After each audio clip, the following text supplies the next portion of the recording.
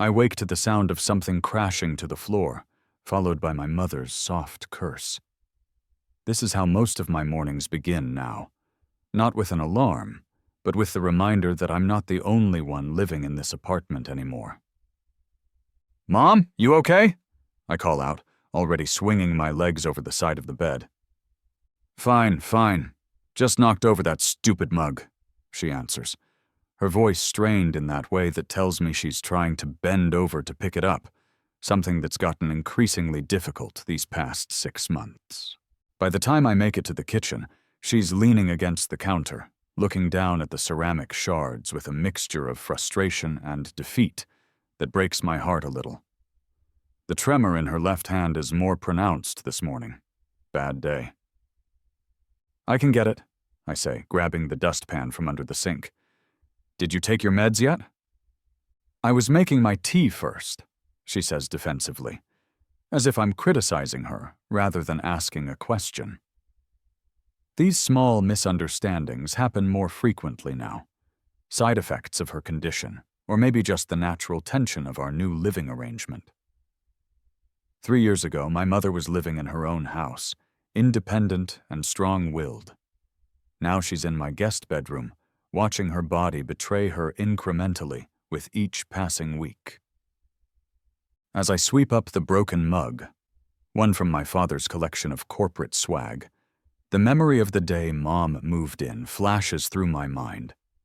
The doctor had just confirmed what we'd suspected for months. Early-stage Parkinson's.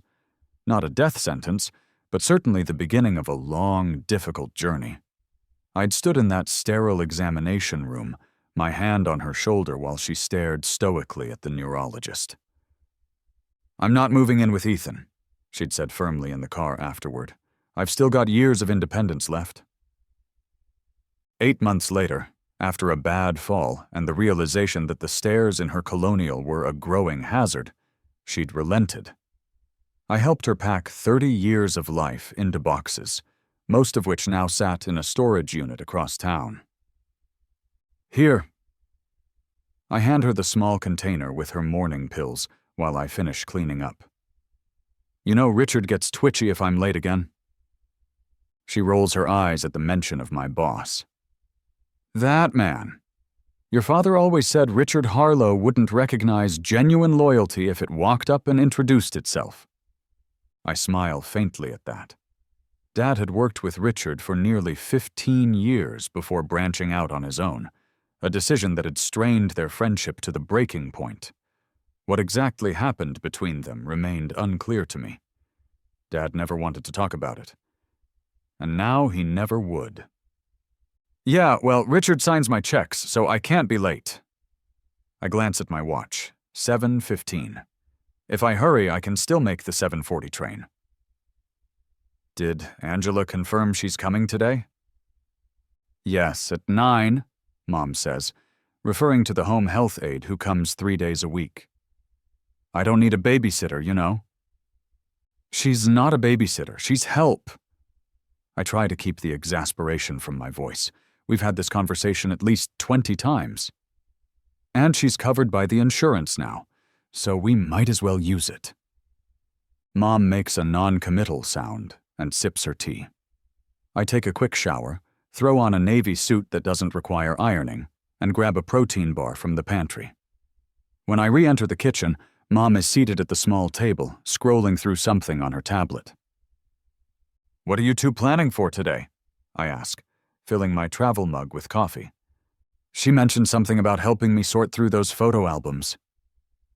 Mom doesn't look up from her screen.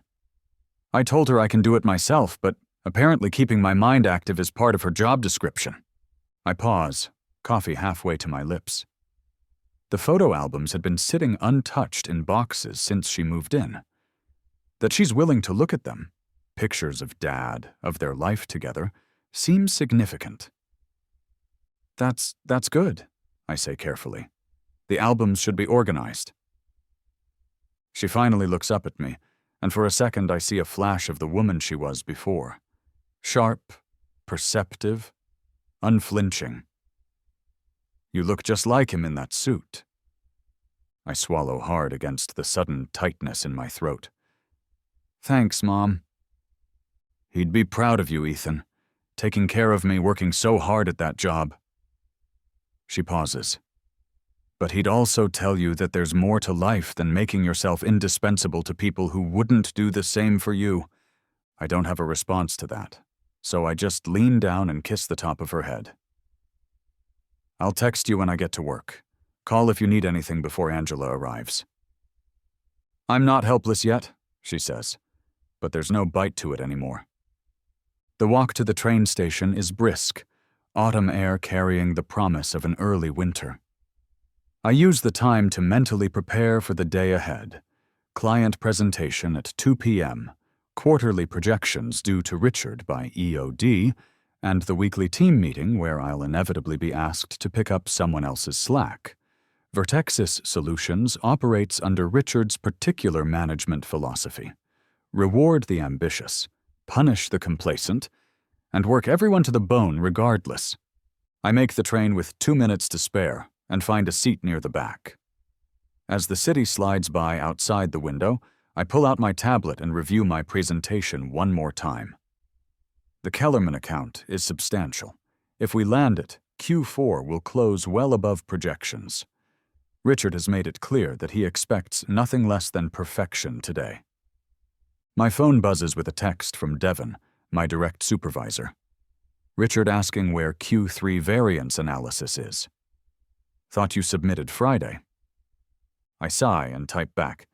Did submit Friday. Second copy in your inbox and hard copy on your desk. Devon's response comes quickly. Found it. He's on Warpath this morning. Heads up. Perfect. Just what I need before a major client meeting.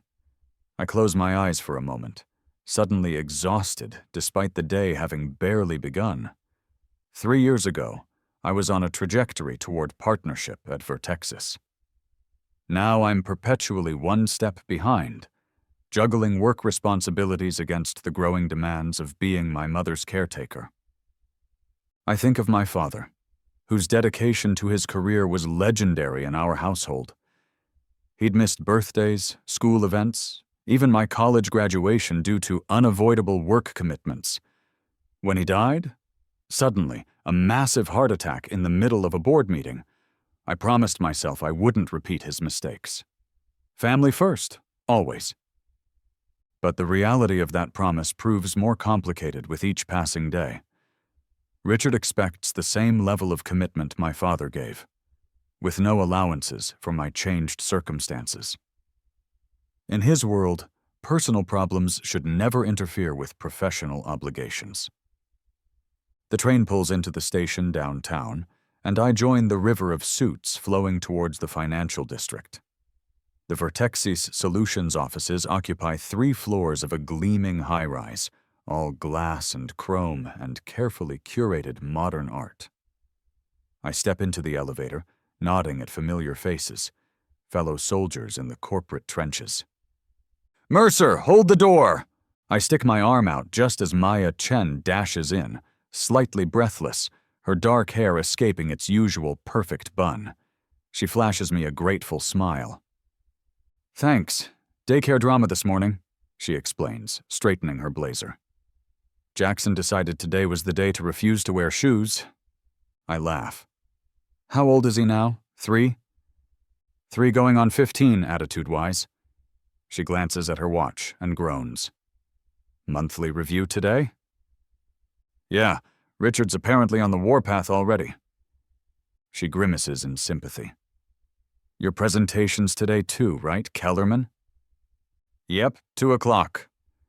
You'll crush it, she says confidently as the elevator doors open on our floor. You always do. I wish I shared her certainty. As we part ways, Maya to marketing, me to financial analytics, I can't shake the feeling that I'm perpetually one misstep away from disaster. It's not that I'm not good at my job. I am. Possibly the best analyst Vertexus has. But Richard has made it increasingly clear that being good isn't enough anymore. You have to be devoted. And in his eyes, my devotion has been compromised. I pass Richard's corner office on my way to my cubicle. Through the glass walls, I can see him pacing, phone to his ear, gesturing sharply with his free hand. In his mid-50s, Richard Harlow remains an imposing figure. Tall, fitness-obsessed, with the kind of confidence that comes from decades of getting exactly what he wants. His silver hair is always perfectly styled, his custom suits impeccable. A sharp contrast to the rumpled, harried appearance of most of the staff, who lack both his income and his single-minded focus on appearances. He looks up, catches me watching, and gives a curt nod that somehow conveys both acknowledgement and irritation. I nod back and continue to my desk, already feeling the weight of the day settling between my shoulder blades like a physical presence. My phone buzzes again as I'm booting up my computer. It's Mom. Don't worry about dinner. Angela bringing ingredients for that chicken dish I like. A small relief. One less thing to think about. I text back a quick thanks and then immerse myself in work, determined to have everything in perfect order before the team meeting at 11. 2 hours later, I'm standing at the front of the conference room, walking the team through the Kellerman proposal while Richard watches from the head of the table, his expression inscrutable. Devon sits to his right, nodding encouragingly as I speak.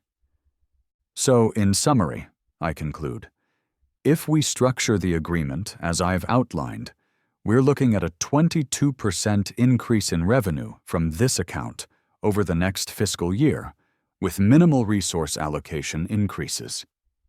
There's a moment of silence after I finish. Then Richard taps his pen against the table, a gesture I've learned to recognize as the prelude to criticism. The growth projection seems optimistic, he says, though I've based it on conservative metrics. And I'm not seeing how we manage the increased workload without staffing up the implementation team. I've anticipated this. If you look at page 14, I've included a phased integration approach that leverages our existing team structure while onboarding their systems gradually. We're actually looking at only a 12% increase in resource hours during the initial 3 months. Then it levels off. Richard flips to the page, scanning it with narrowed eyes. I wait, keeping my expression neutral despite the nervous flutter in my stomach. Finally, he nods. Fine, but I want contingency plans for resource allocation if their requirements exceed projections. He closes the folder. Devon, you'll sit in on the presentation this afternoon. Devon looks surprised. This is my account, my client relationship. Having him there sends a message that I'm not trusted to handle it alone. Of course, he says, shooting me an apologetic glance. The meeting continues, but I'm only half listening, trying to process this subtle demotion. Is it a vote of no confidence, a warning, or just Richard being Richard needing to assert control over every aspect of the business? As the team files out afterward, Richard catches my elbow. A word, Ethan. I follow him back to his office, bracing myself. Richard doesn't do casual check-ins. If he wants to talk, it's because something's wrong. He settles behind his massive desk, gesturing for me to sit. Through the glass walls, I can see curious glances from coworkers passing by. Your work on the Kellerman proposal is solid, he begins, which should be reassuring, but somehow isn't. But I've noticed a pattern over the past few months that concerns me. Here it comes. I keep my face carefully blank. Your output is down 15% from last year. You've requested early departures 8 times in the past quarter. And last week you missed the executive dinner with OpenCore, a potential 7-figure client. His tone is matter-of-fact, as if reciting items from a grocery list rather than building a case against me. My mother had a doctor's appointment that ran late, I explain, though I know it's futile. I couldn't reschedule. Richard leans back in his chair, studying me with the detached interest of an entomologist examining a pinned butterfly. Ethan, when your father and I were coming up in this business, we regularly worked 80-hour weeks.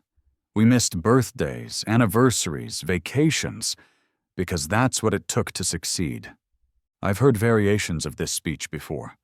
The legends of my father and Richard's early years establishing themselves in the industry, sacrificing everything for the almighty career. The subtext is always the same. You're not measuring up to your father's example. I understand that your mother's health creates complications, he continues, but this is a crucial growth period for Vertexus. We need every team member operating at full capacity. I insist, a note of frustration creeping into my voice despite my efforts to remain professional. My projects are all on schedule. Client satisfaction ratings for my accounts are the highest in the department. But you're not exceeding expectations anymore, Ethan. You're meeting them, barely. And in this company, that's not enough. The unfairness of this assessment stings, but arguing will only make things worse. I'll do better, I say instead, the words tasting bitter. Richard nods, satisfied. Good, because I'd hate to see your career trajectory flatten because of temporary personal circumstances. He picks up a file, a clear dismissal. Make sure the Kellerman presentation is flawless. Devin will give me his assessment afterward. I stand, swallowing the retort that rises to my lips. As I reach the door, Richard adds, almost casually, "Oh, and the quarterly bonuses are being finalized today.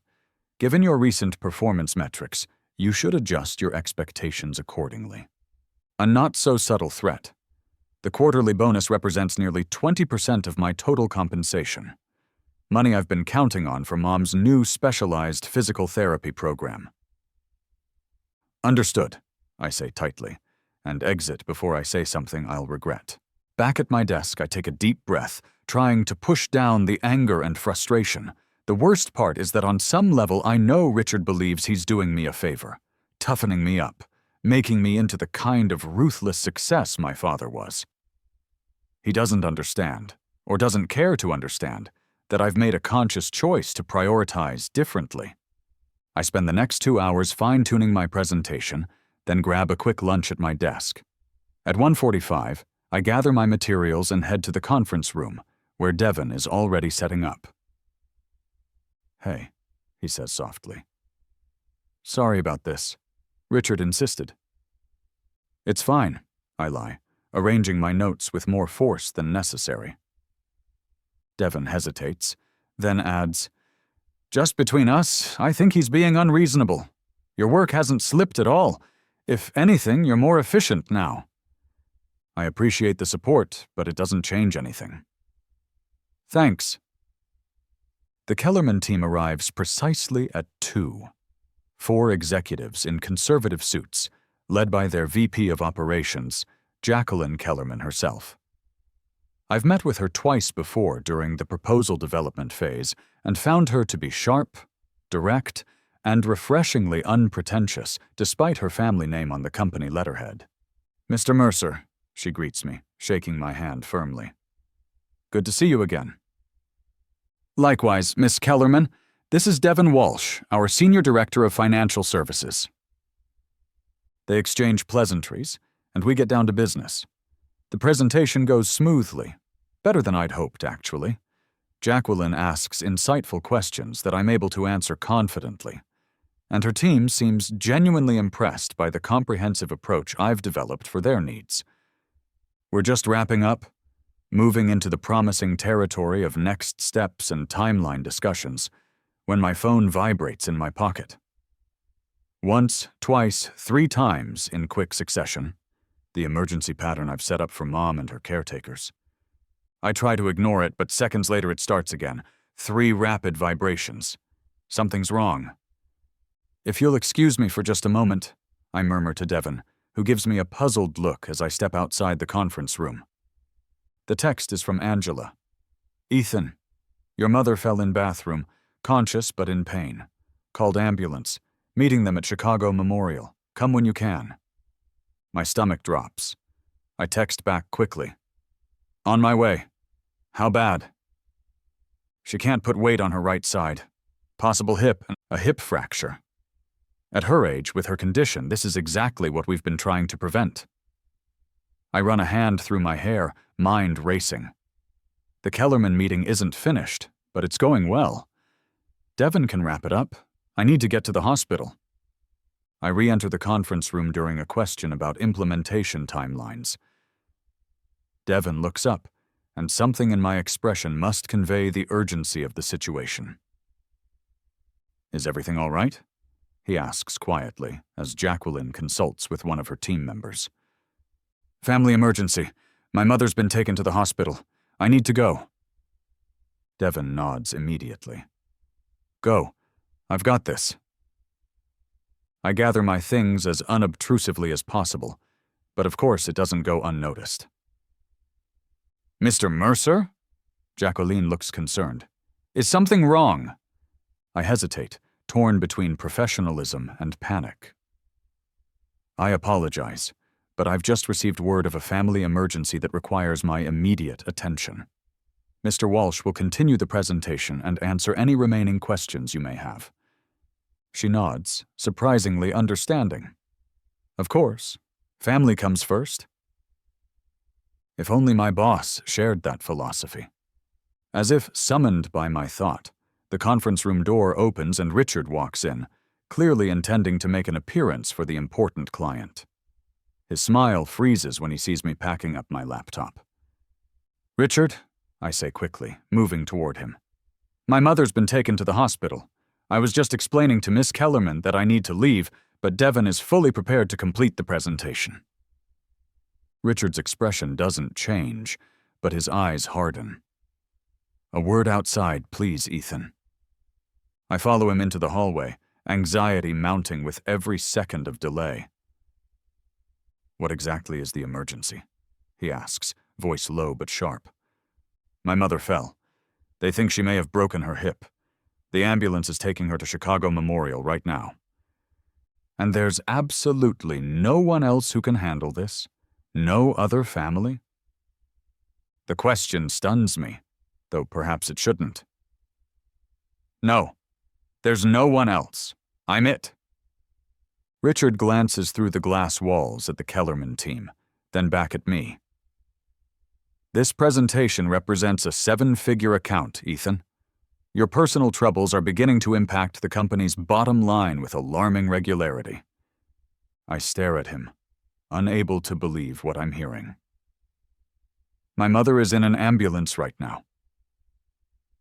And I'm sure the hospital will take excellent care of her, with or without you hovering anxiously in the waiting room."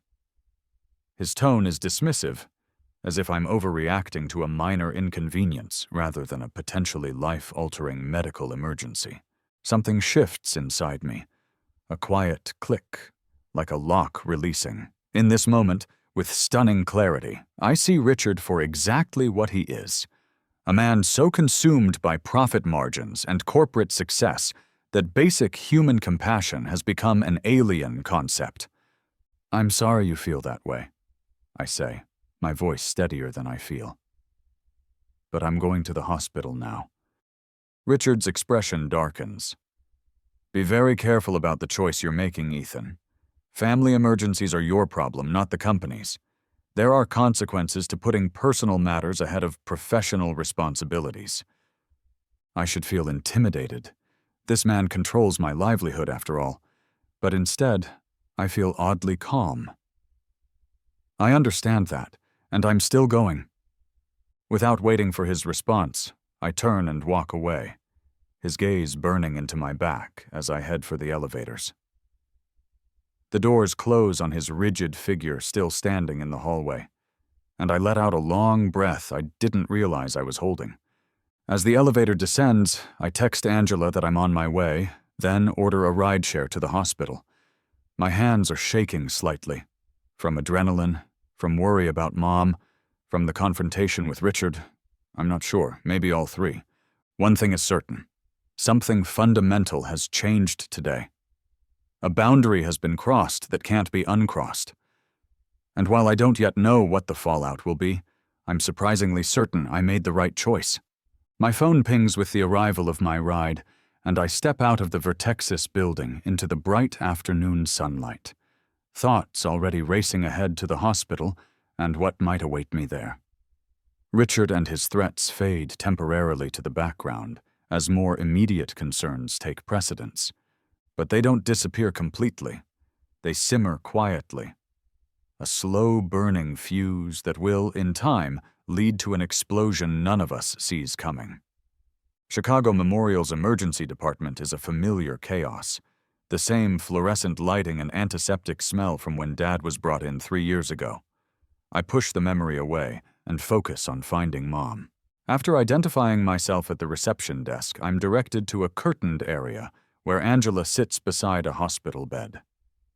Mom looks small against the white sheets, her face pale but alert. "You didn't need to rush over," she says as I approach, but the relief in her eyes contradicts her words. "I'm fine." "Define fine," I reply, taking her hand. It feels cool and papery in mine. "Broken hip," Angela supplies. "The doctor was just here. They're prepping her for surgery." My stomach drops. Hip surgery at her age, with Parkinson's complicating recovery. This is exactly the scenario we've been trying to avoid with all the home modifications and precautions. "What happened?" I ask, trying to keep my voice calm. Mom looks away, embarrassed. "I didn't use the shower chair. Thought I could manage without it. One moment I was fine, the next..." She makes a falling gesture with her free hand. I swallow my instinctive response.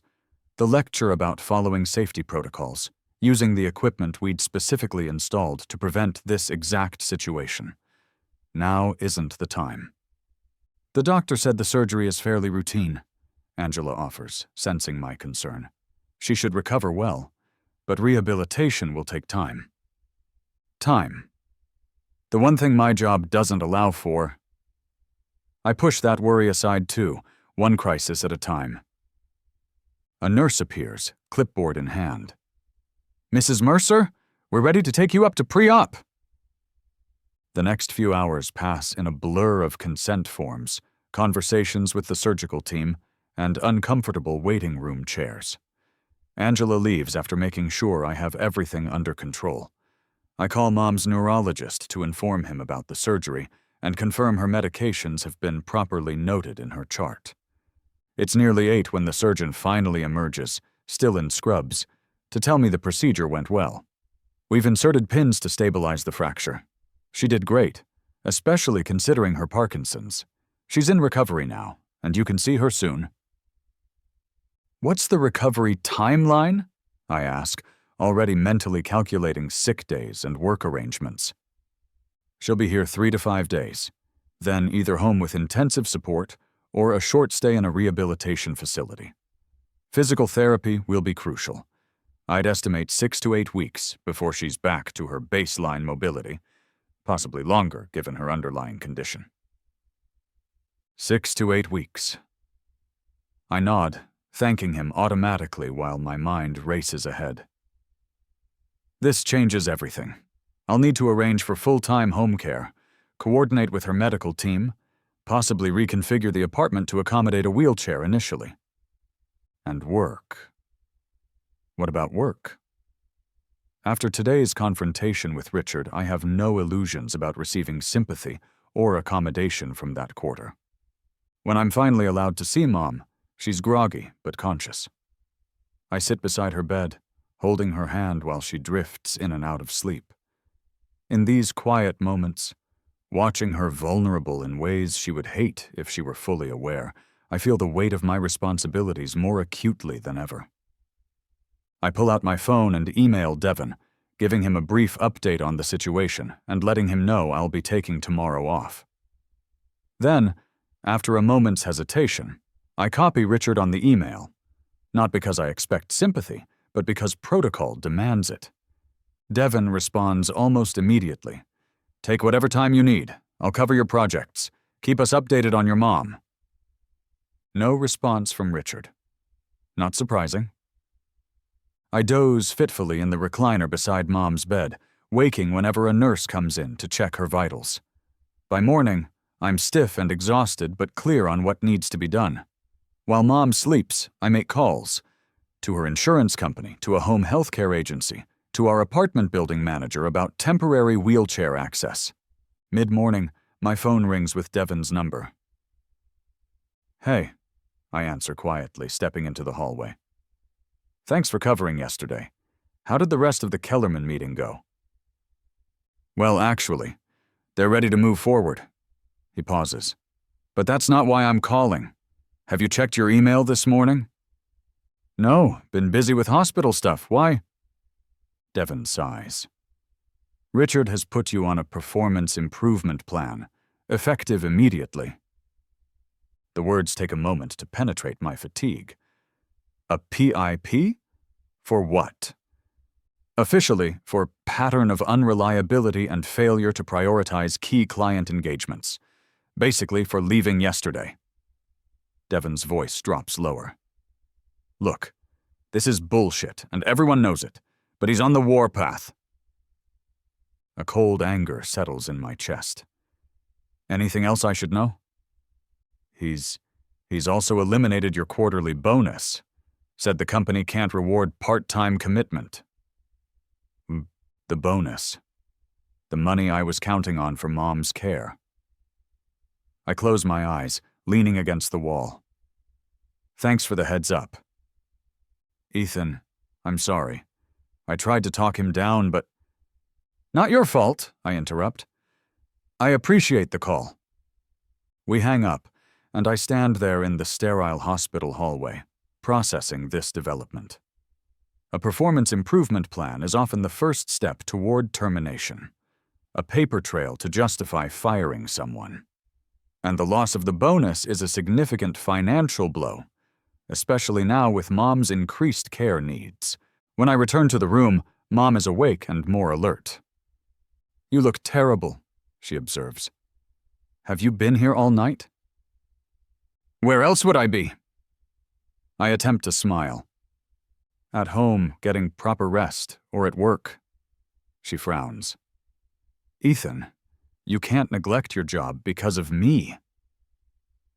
If only she knew. "Work is fine. I'm taking a few days off to get everything organized for when you come home." She studies my face with the piercing insight that age and illness haven't diminished. "What happened with Richard? And don't tell me nothing because I can see it all over your face." I consider deflecting, but decide against it. She deserves the truth. "He wasn't happy that I left during the Kellerman presentation, put me on a performance improvement plan, and canceled my quarterly bonus." Her expression darkens. "Because you came to the hospital when I was having emergency surgery? That miserable, heartless—" She stops, her hand trembling more pronouncedly with emotion. "Your father was right about him all along." "What do you mean?" She shakes her head. "Not now. Later." Her eyes drift closed briefly, the medications making her drowsy. "Don't let him push you around, Ethan. Richard Harlow has always valued profit over people.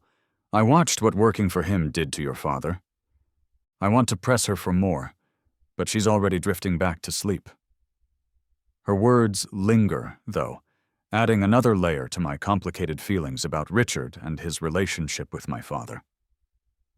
The next few days settle into a new routine. I spend mornings at the hospital, afternoons making arrangements for Mom's care, and evenings catching up on work emails from home. Devon keeps me updated on office happenings, his messages growing increasingly concerned about Richard's attitude. He asked me today if you're finally ready to recommit to your career, or if you're planning to play nurse indefinitely. One text reads. I shut that down, but he's telling everyone who'll listen that your performance issues predate your mother's fall. By Friday, I can no longer avoid returning to the office. Mom is stable, improving daily, and insistent that I stop hovering. I've arranged for a hospital-to-home transition service, additional home health hours, and equipment delivery for when she's discharged next week.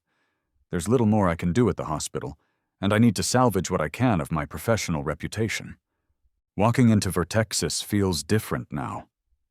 The same gleaming surfaces and hushed conversations, but the atmosphere seems charged. Colleagues watching me with expressions ranging from sympathy to curiosity. News travels fast in an office this size. Devon intercepts me at my desk. "Heads up, Richard wants to see you at 10. "Thanks." I boot up my computer, scanning the mountain of emails that have accumulated. "How bad is it really?" Devon hesitates. The PIP is aggressive. 30 days to show substantial improvement across metrics that would be challenging even without your current personal situation.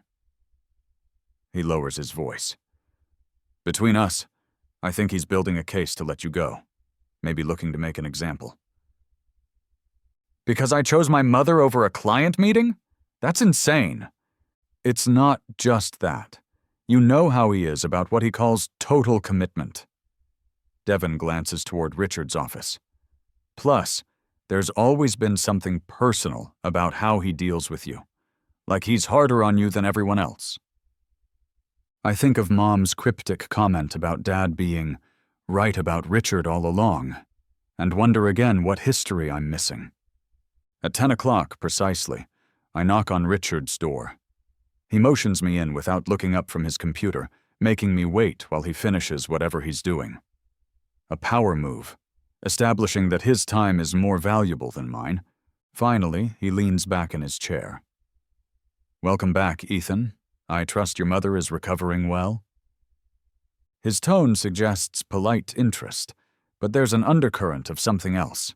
Impatience, perhaps, or thinly veiled contempt.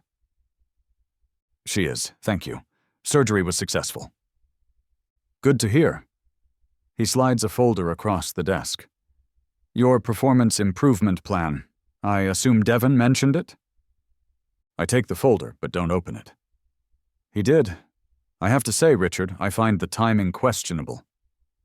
"The timing is a direct result of your choices." His voice hardens.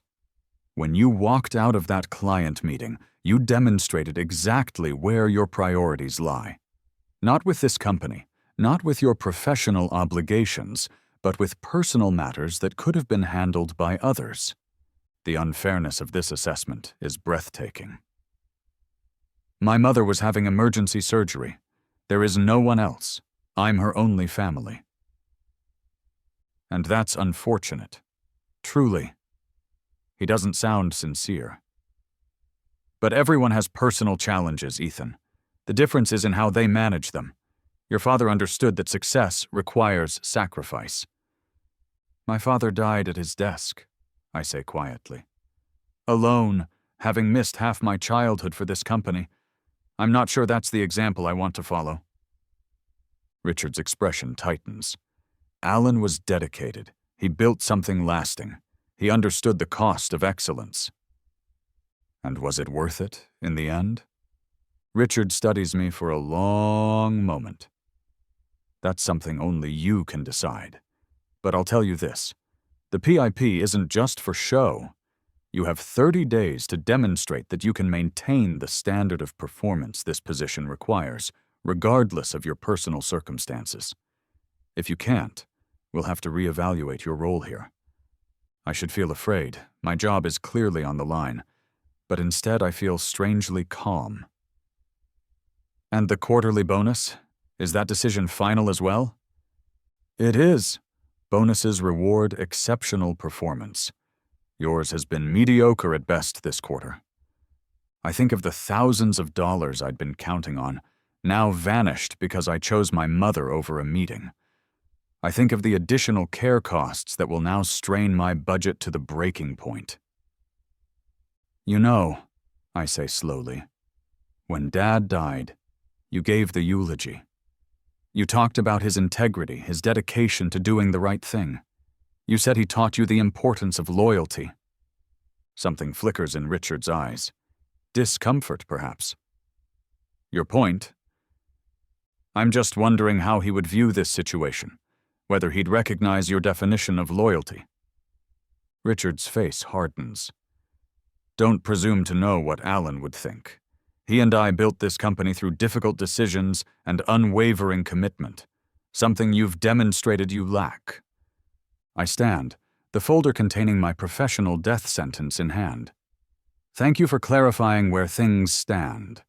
I'll review the PIP and do my best to meet your expectations. As I reach the door, Richard adds, You know, Ethan, Alan would have stayed for the presentation. He would have found a way to handle both. I pause, hand on the doorknob. Maybe. Or maybe that's why he missed my college graduation for a client dinner. Why he wasn't there when I graduated from business school with honors. Why Mom spent so many holidays alone while he worked late at the office with you.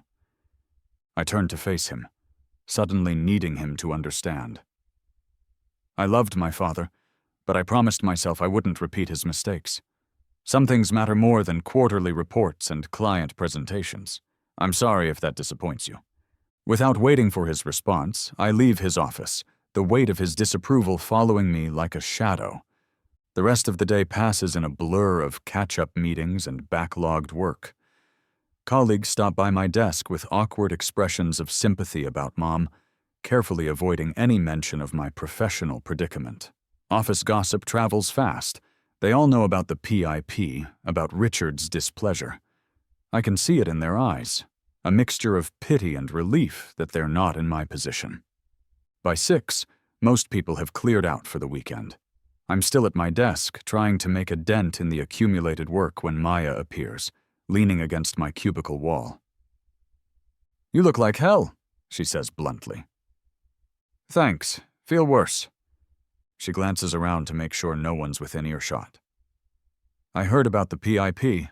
That's complete bullshit. I shrug, too tired to maintain professional pretenses. Welcome to Vertexus, where family emergencies are considered personal failings. Come on, she says, grabbing her coat. Let's get a drink. You need to vent, and I need to tell you something. 20 minutes later, we're tucked into a corner booth at Cooper's, a bar far enough from the office to avoid running into co-workers. Maya returns from the bar with 2 beers and slides one toward me. So, she says, after we both take a long drink. How's your mom really doing? Better than expected, actually. Surgery went well. They're talking about discharging her mid-next week if her progress continues. That's good. And the recovery plan? Expensive, I say with a humorless laugh. Even more so now that Richard has canceled my bonus.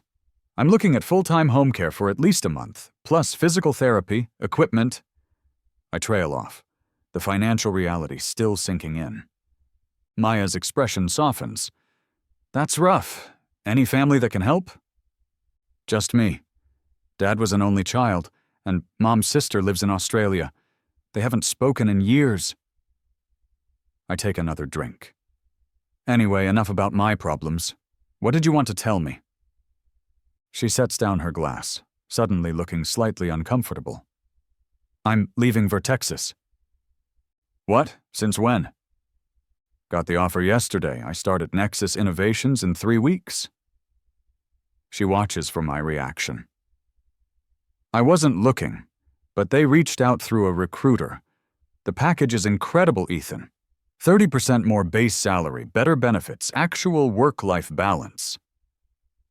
Nexus Innovations, one of Vertexus's main competitors in the financial technology space, though smaller and newer to the market. Known for their innovative approach and positive company culture. That's... wow. Congratulations, I manage, genuinely happy for her despite the pang of envy. Richard must be thrilled. She snorts. Haven't told him yet. Saving that joy for Monday. She hesitates. The thing is, they're expanding, aggressively. The role I interviewed for was just created, and they have several others open, including one that would be perfect for you. I stare at her. Are you serious? Completely. I may have mentioned your name when they asked if I knew any other top talent. She pulls out her phone, taps a few times, and slides it across the table.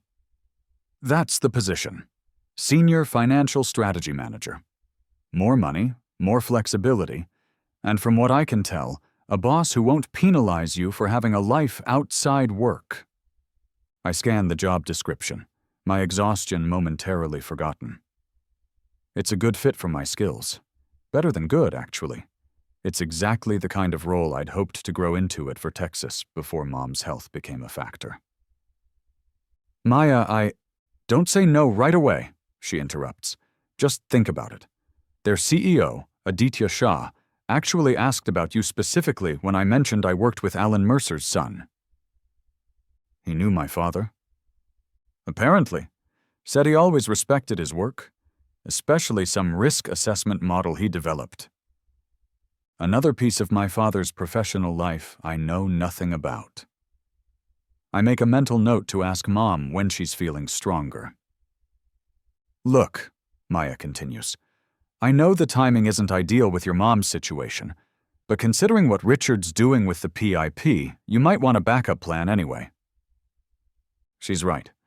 The rational part of my brain knows she's right. But something holds me back. Some misplaced sense of loyalty to Vertexus, to my father's legacy there.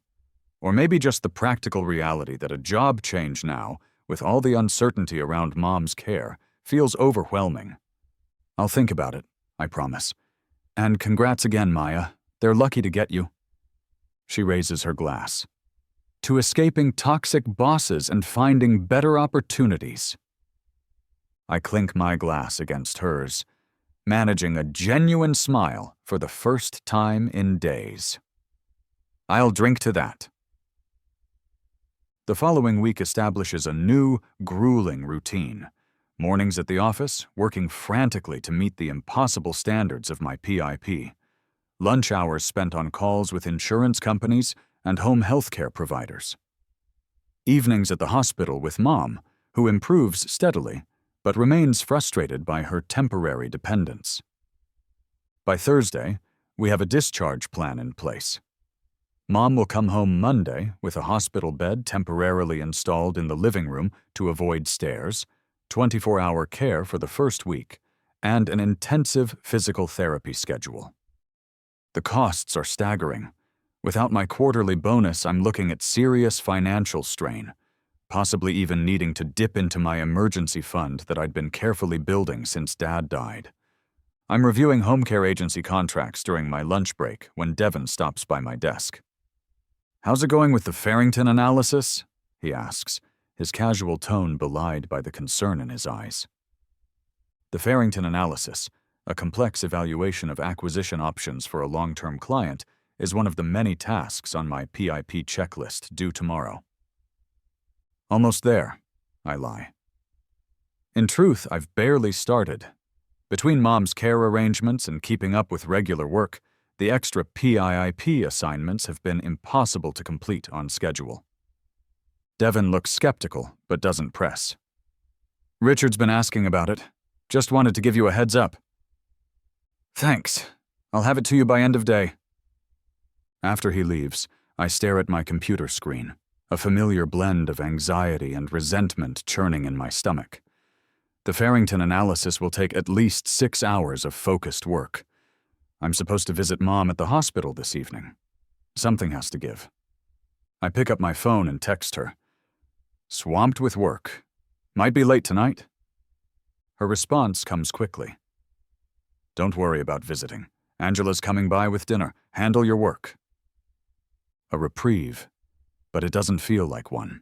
It feels like another small failure, another compromise forced by impossible circumstances.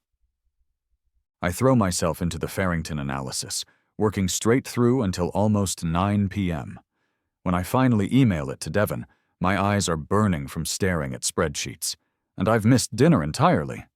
But it's done, and it's good work, perhaps even exceeding the standards of my pre-PIP performance. The next morning I arrive early, hoping to get ahead of the day's challenges. As I'm waiting for the elevator, a familiar voice calls my name. Ethan, I thought that was you.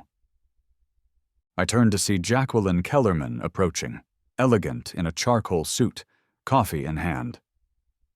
"Miss Kellerman," I greet her, surprised. "Are you here for a meeting?" "Final contract discussions with your legal team." She smiles. "I wanted to ask how your family emergency turned out. Nothing too serious, I hope?" Her genuine concern catches me off guard. "My mother broke her hip. She's doing better now, thank you for asking." I'm glad to hear it. The elevator arrives, and we step in together.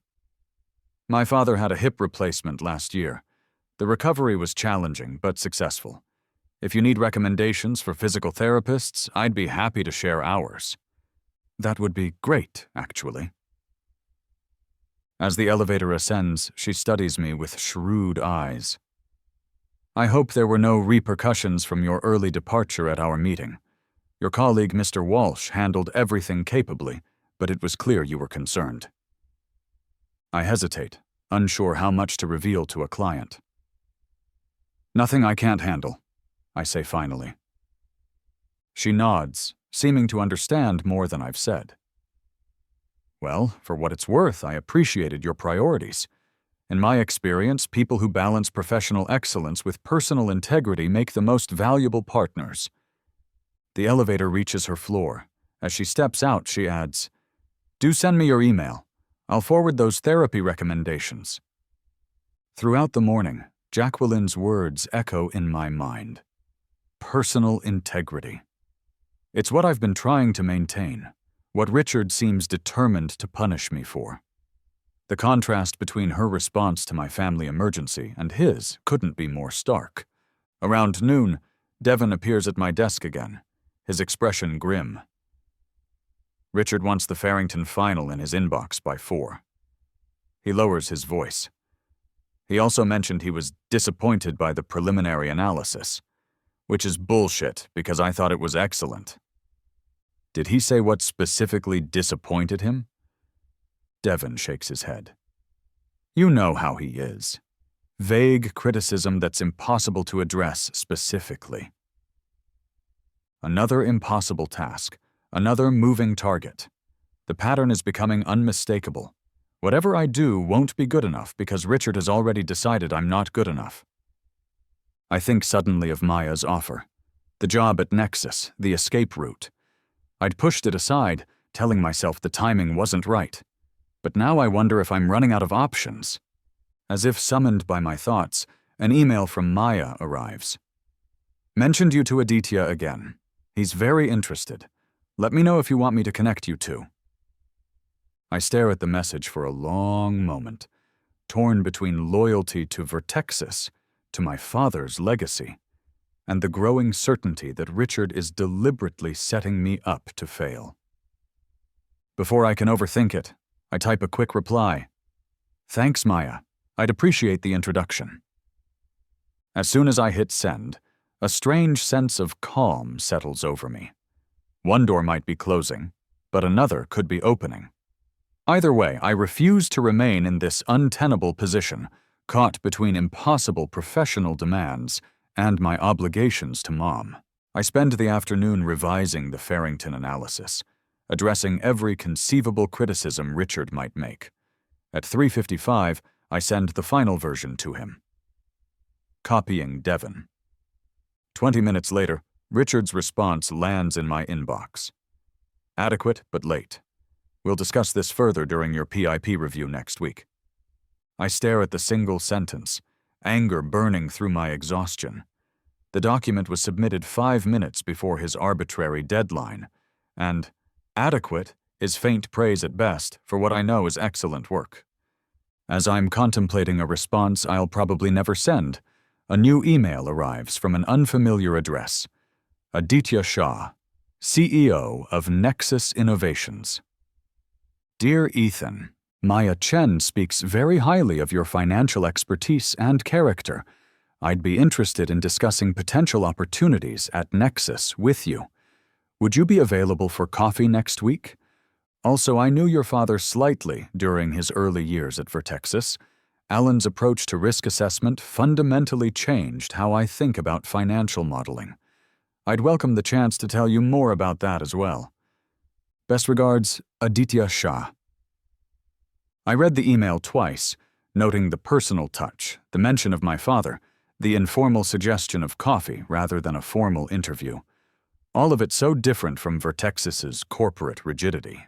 Without allowing myself to second guess, I respond, accepting his invitation for coffee on Tuesday morning. I'll need to take a few hours of personal time, but at this point, one more black mark on my PIP hardly matters. As I pack up for the day, I glance toward Richard's office. He's on the phone, gesturing emphatically, completely unaware that his actions might be pushing me straight to the competition. The thought brings a small, grim satisfaction. On the train home, I call Mom at the hospital. "How are you feeling about coming home Monday?" I ask after we exchange greetings. "Ready to sleep in my own bed, even if it's in the living room for now." She sounds stronger today, more like herself.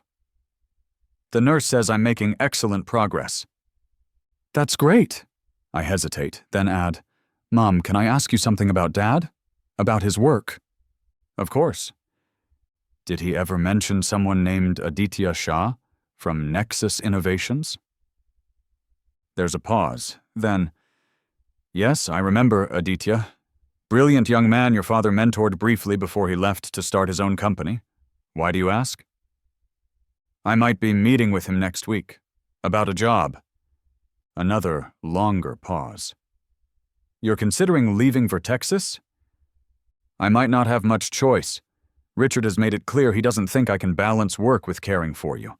He's basically setting me up to fail." Mom sighs heavily. "That sounds like Richard. He and your father had differences of opinion about many things, especially toward the end." "What kind of differences?" "Ethical ones, mainly. Your father believed in building sustainable value. Richard was more focused on quarterly profits, whatever the cost." She pauses. "Ethan, I think you should meet with Aditya. Your father always spoke highly of him, said he had integrity." "I already scheduled coffee for Tuesday." "Good." Her voice softens. "I'm sorry my health is causing problems for your career." "Mom, no, that's not—" "It is, though. And while I appreciate everything you're doing, I don't want to be the reason you compromise your future." Her tone becomes resolute. "So, meet with Aditya. Consider your options. And know that whatever you decide, I'll support you." After we hang up, I sit in my quiet apartment, thinking about choices and consequences, about loyalty, not just to employers or family obligations, but to myself and my own values. Maybe it's time to consider a different path. Not because Richard is forcing me out, but because I deserve better than an impossible choice between professional success and personal integrity. With that thought, I open my laptop and begin researching Nexus Innovations more thoroughly. By the time I go to bed, I'm no longer dreading Tuesday's coffee meeting. I'm looking forward to it.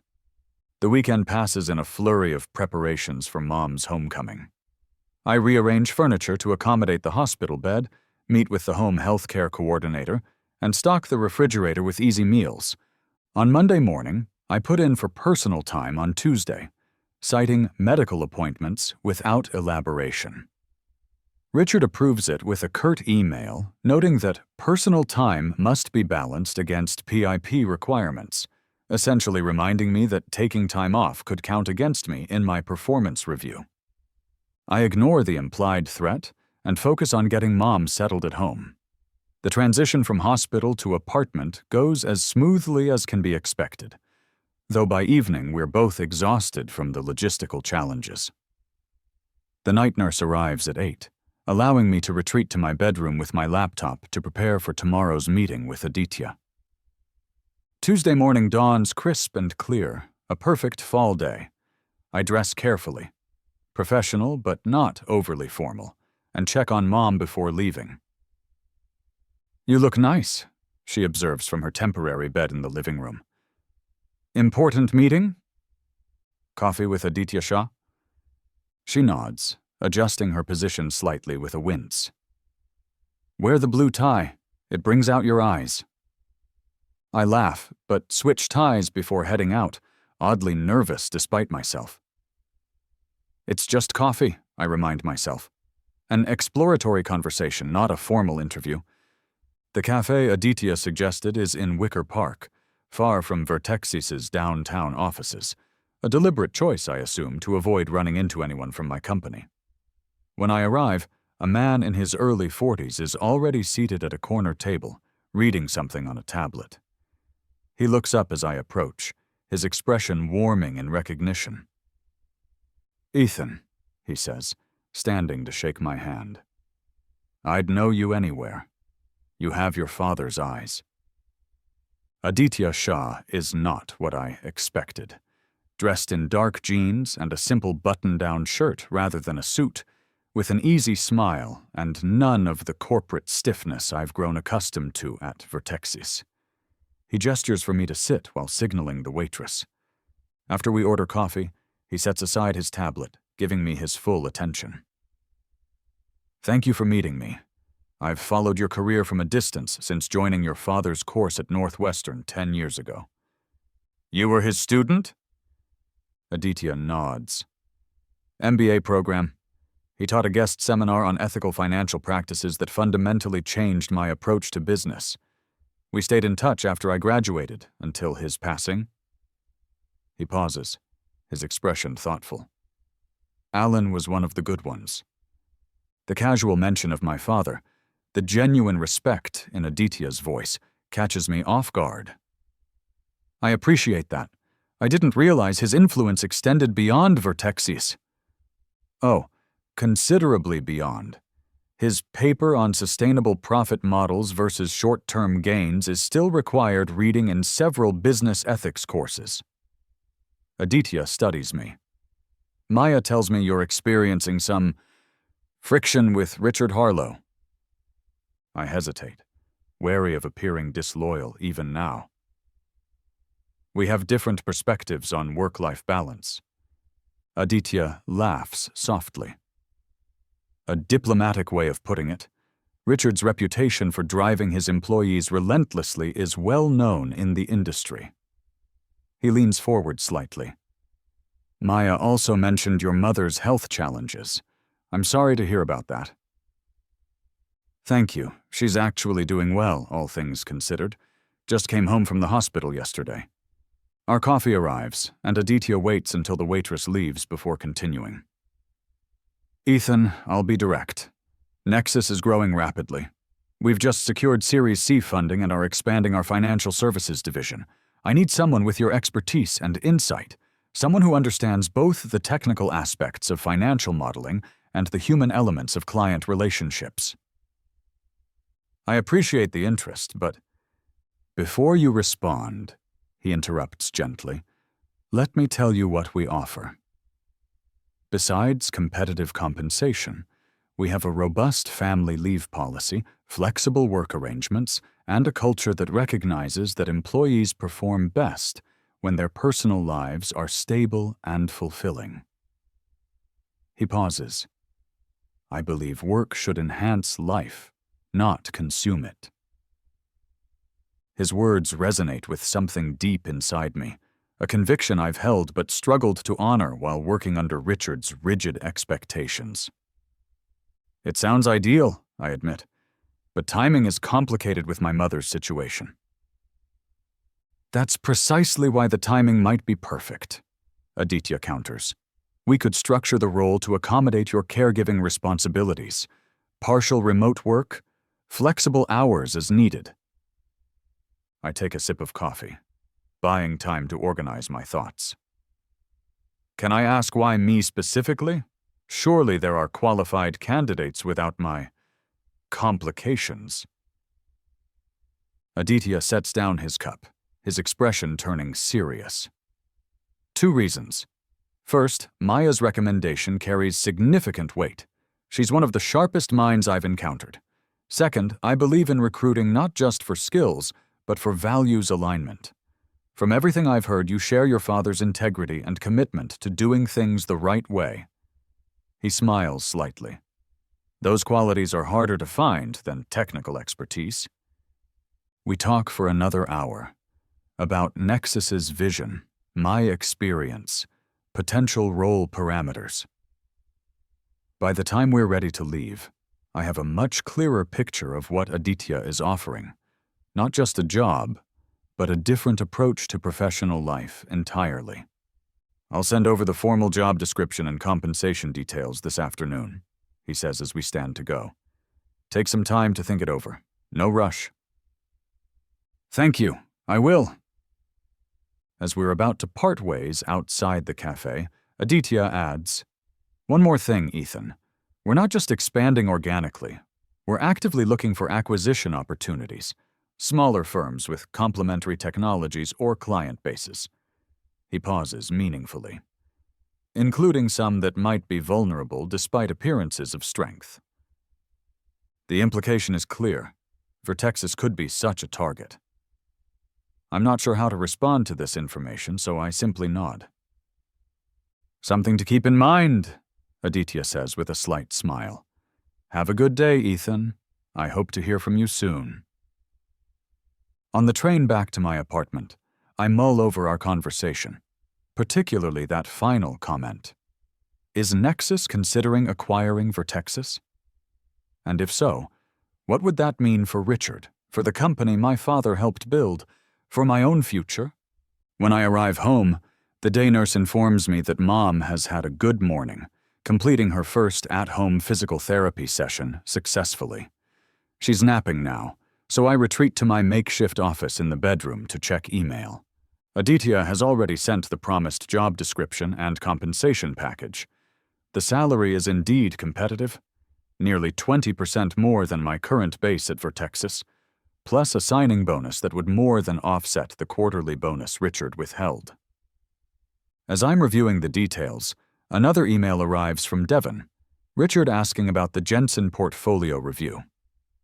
"Due end of day. Everything okay?" The Jensen review, another item on my PIP checklist, one I'd planned to complete this afternoon. With the trip to meet Aditya and getting Mom settled yesterday, it had slipped my mind completely. I glance at the time. 2:30 p.m. Not enough hours remaining to do a thorough job on the review, which involves analyzing performance metrics across multiple investment strategies. But failing to deliver will give Richard exactly the ammunition he needs to accelerate my PIP toward termination. For a moment, I consider my options. I could rush through the analysis, producing subpar work that Richard will criticize anyway. I could ask for an extension, which he'll likely deny. Or I could... A thought occurs to me, one that seems simultaneously reckless and perfectly reasonable. I could simply not do it. I could let Richard win this particular battle, knowing that I might have a better option already in hand. The revelation is strangely liberating. For months I've been contorting myself to meet Richard's impossible standards while caring for Mom, convinced that maintaining my position at Vertexus was the only viable path forward. But Aditya's offer changes the equation entirely. Instead of responding to Devon, I open the secure document system where client files are stored. Not to work on the Jensen review, but to remind myself of what I know about Vertexus's current financial position, information that might be relevant to Nexus's potential interest in acquisition. As Vertexus's senior financial analyst, I have access to reports and projections not available to most employees. I begin browsing recent quarterly submissions, board presentations, and forecasting models, refreshing my understanding of the company's true financial health. What I find surprises me. Despite Richard's constant emphasis on growth and expansion, Vertexus's fundamentals have been deteriorating for the past 18 months. Cash reserves are lower than publicly reported. Several major client contracts are nearing renewal with uncertain prospects. And most concerning, the debt-to-equity ratio has shifted dramatically, suggesting leveraged expansion that hasn't yet delivered returns. In short, Vertexus appears strong on the surface, but may be financially vulnerable. Exactly the kind of company Aditya described as an acquisition target. As I dig deeper, a particular file catches my attention. A confidential board presentation from last month titled Strategic Restructuring Options. I open it, curiosity overriding my usual caution about accessing documents not directly related to my assigned projects. The contents are illuminating. Richard has been exploring cost-cutting measures to improve the company's balance sheet, including a proposed reduction in force, layoffs, targeting primarily mid-level employees with higher benefit costs. My department would lose 3 positions under the plan.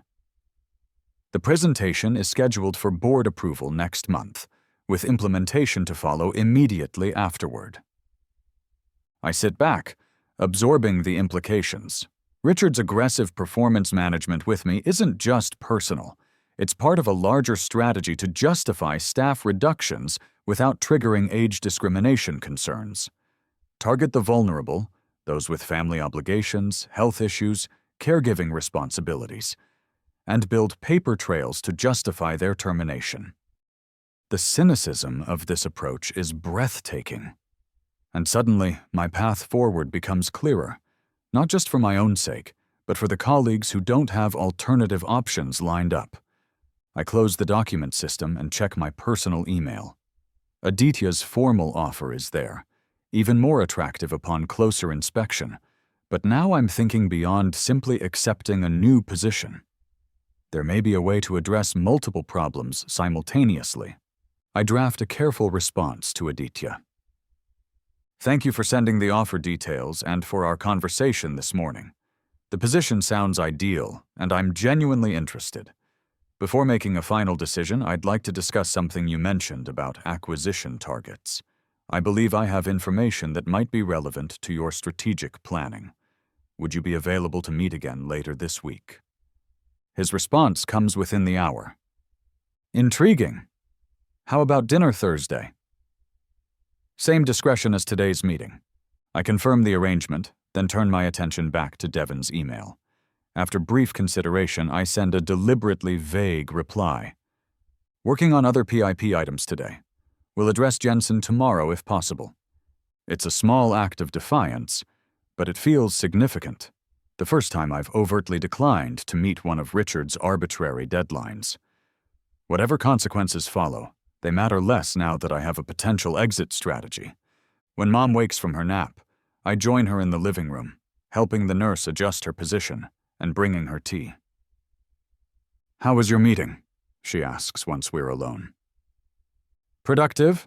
Aditya made a formal offer. I summarize the details for her.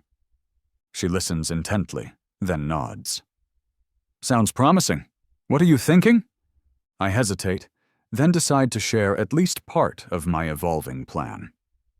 I'm strongly considering it, but there's something else. I've discovered that Richard is planning significant layoffs at Vertexus, targeting people like me with family obligations. Her expression darkens. That sounds like Richard, always finding ways to discard people who don't fit his narrow definition of commitment.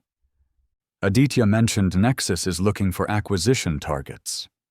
Vertexus might be more vulnerable than it appears. I meet her eyes directly. I'm meeting him again Thursday to discuss it. Mom studies me for a long moment. You're thinking of helping Nexus acquire Vertexus.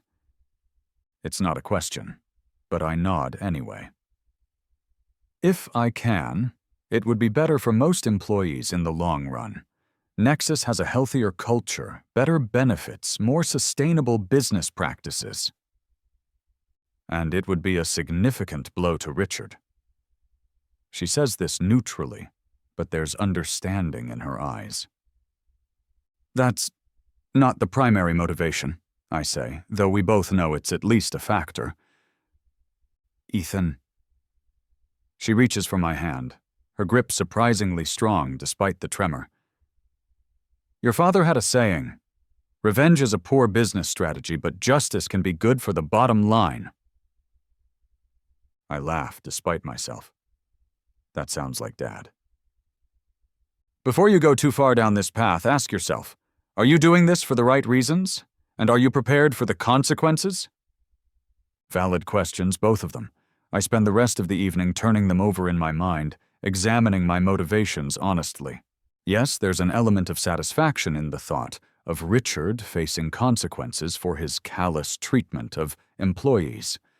But beyond that personal grudge lies a genuine conviction that Vertexus would be better under different leadership, that the company my father helped build has strayed from its original values under Richard's profit-first approach. By morning, my resolve has solidified. I email Richard directly. Due to my mother's ongoing medical needs, I'll be working remotely for the remainder of the week. We'll complete outstanding PIP items as schedule permits. His response is predictably terse. Remote work not approved under PIP guidelines. Expected in office today. I don't bother replying. Instead, I call Devon. I'm not coming in for the rest of the week, I tell him without preamble. Mom needs more support than we initially planned. Devon sighs. Richard's on the warpath about the Jensen review. Says it demonstrates your continuing pattern of underperformance. Let him think what he wants. I'll submit my resignation next week anyway. You found something else? Devon sounds surprised, but relieved. Potentially. I'll know more after Thursday. I pause. Devon, have you heard anything about planned layoffs? The silence on the other end of the line speaks volumes. You have, haven't you? I press. Not officially, he says finally. But there are rumors. Budget cuts, strategic realignment. Richard's been having closed-door meetings with HR. Another pause. You think your PIP is related? I know it is. I saw the presentation to the board. 3 positions in our department, targeting people with attendance and performance issues. Oh, Devon's sharp intake of breath confirms he understands the implications. Shit, that's cold, even for Richard. Yeah. I hesitate, then decide to trust him. Listen, I may have a way to prevent this, but I need a couple of days to work on it. Can you cover for me? Of course. He doesn't ask for details. Just be careful, Ethan. Richard can be vindictive when crossed. After we hang up, I spend the day alternating between caring for Mom and preparing for Thursday's dinner with Aditya. I compile notes on Vertexus's financial position, client relationships, and technical infrastructure, all information that would be valuable to a potential acquirer. Am I crossing an ethical line by sharing internal company information? Perhaps. But I balance this concern against Richard's planned layoffs, his systematic targeting of vulnerable employees, and his departure from the values my father once championed at Vertexus. Sometimes doing the right thing requires breaking rules designed to protect the wrong things. By Thursday evening, I've developed a comprehensive overview of Vertexus's true financial position, strengths, weaknesses, and valuation metrics. I've also prepared a list of key employees who should be retained in any acquisition scenario, people whose talents are underutilized under Richard's leadership. When I meet Aditya at an upscale restaurant in Lincoln Park, I bring a tablet with these materials organized for discussion. After brief pleasantries and ordering, he leans forward, curiosity evident. So, you mentioned having information relevant to acquisition targets, he says quietly. I assume we're discussing Vertexus specifically? I nod, activating my tablet. Before I share this, I need to understand your intentions. If Nexus were to acquire Vertexus, what would happen to the existing employees? Aditya's expression turns thoughtful. A fair question. Our approach to acquisitions emphasizes talent retention. We typically offer positions to most technical and client-facing staff, though there's often consolidation in administrative functions. He pauses. Executive leadership is evaluated case by case, based on cultural fit and performance. And Richard specifically? A slight smile. Based on his reputation and management style, I would anticipate a separation package rather than a continued role. This confirms what I'd suspected. One more question. Vertexus's core values, as my father helped establish them, ethical client relationships, sustainable growth, employee development, would those be preserved? Those values align closely with our own, Aditya assures me. In fact, they're part of what makes Vertexus an attractive target despite its current challenges. Satisfied with his answers, I turn the tablet toward him. In that case, there are some things you should know about Vertexus's actual financial position. For the next hour, I walk Aditya through my analysis, the leveraged expansion that hasn't yielded returns, the disguised cash flow issues, the vulnerability at the upcoming contract renewal cycle. I explain how these factors create an acquisition opportunity at a valuation much lower than Vertexus's public profile would suggest. Aditya listens intently, occasionally asking incisive questions that reveal his own financial acumen. When I finish, he sits back, clearly processing the implications. "This is comprehensive," he says finally, "and potentially very valuable to us." He studies me. "May I ask why you're sharing this? Beyond your interest in joining Nexus?" I consider my answer carefully. 3 reasons. First, I believe Vertexus would be better served under leadership that aligns with its original values. Second, Richard is planning significant layoffs that would hurt good people who don't deserve it. I pause. And third, yes, there's an element of, let's call it justice. He punished me financially for choosing family over work. I'm making a similar choice now, but with different consequences. Aditya nods slowly. Transparent and honest. I appreciate that. He taps the table thoughtfully. What you've shared certainly accelerates our timeline. We've been considering Vertexus for months but lacked this level of internal insight. What would the next steps be? Our acquisition team will verify what they can of your analysis through public records and industry contacts. If it holds up, and I believe it will, we could move quickly, possibly approach their board directly within 2 weeks. He looks at me directly. In the meantime, I'd like to formalize your offer with Nexus, independent of the acquisition possibility. Your insights are valuable regardless of whether this particular deal materializes. Relief and something like vindication wash through me. I'd like that. Excellent. I'll have HR send an updated offer letter tomorrow. Aditya raises his glass. To new beginnings, Ethan. I clink my glass against his. To doing things the right way. As I ride home later that evening, I reflect on the day's developments. I've taken a definitive step, one that can't be undone. By this time tomorrow, I'll have a formal offer from Nexus. Within weeks, Vertexus could be under new ownership, with Richard facing the consequences of his short-sighted leadership. And I will have played a significant role in that transformation. The thought brings mixed emotions. Satisfaction, certainly. Concern about potential fallout. But mostly a strange sense of having come full circle, honoring my father's legacy by helping restore the company he helped build to its original values. When I arrive home, Mom is still awake, watching a documentary in the living room while the night nurse organizes medications in the kitchen. "How was dinner?" she asks, muting the television. "Productive. Aditya's sending a formal offer tomorrow." I sit in the armchair beside her bed.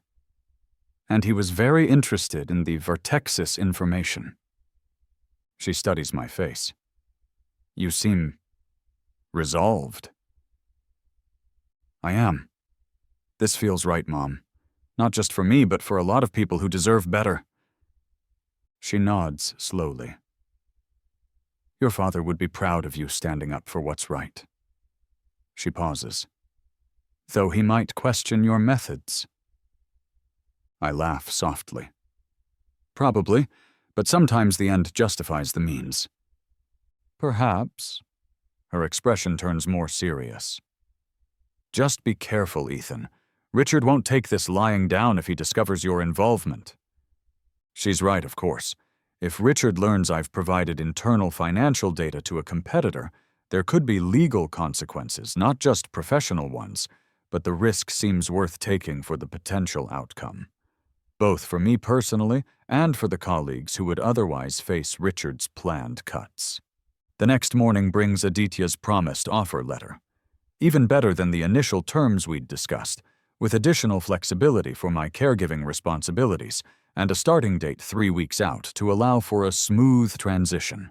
I sign it immediately and email it back, a weight lifting from my shoulders as I do so. Whatever happens with the potential acquisition, I now have a definite path forward, away from Richard's toxic leadership and impossible expectations. The rest of Friday passes quietly. I work remotely on non-PIP projects, maintaining just enough engagement to avoid outright insubordination while focusing primarily on mom's care. Richard sends several increasingly irritated emails about my absence and missed deadlines, which I acknowledge with brief, non-committal responses.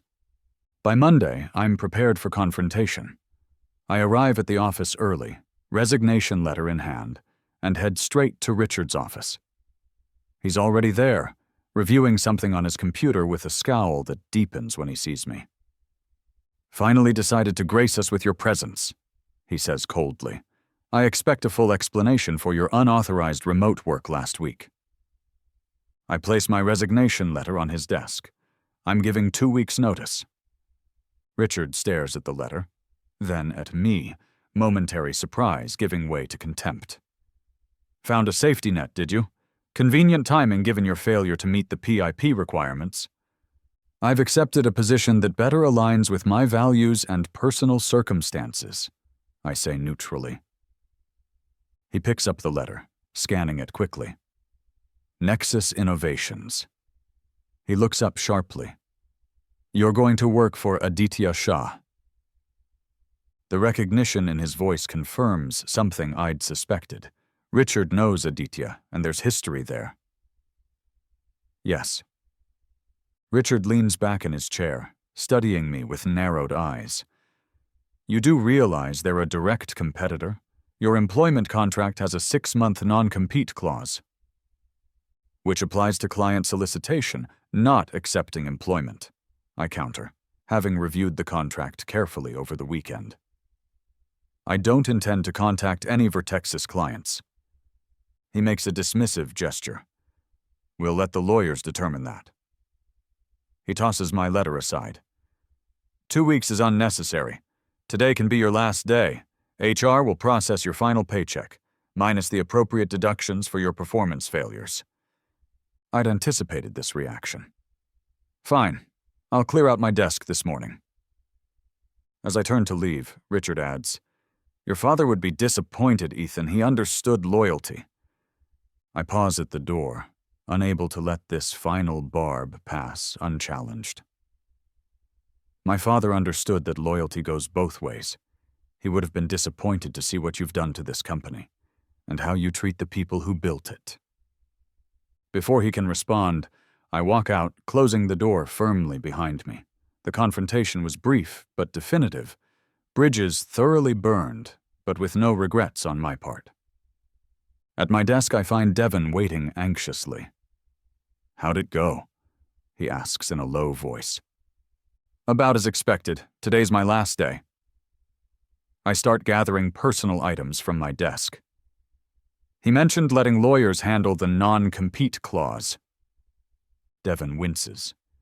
"That sounds like Richard. He'll try to make this difficult." "Let him try."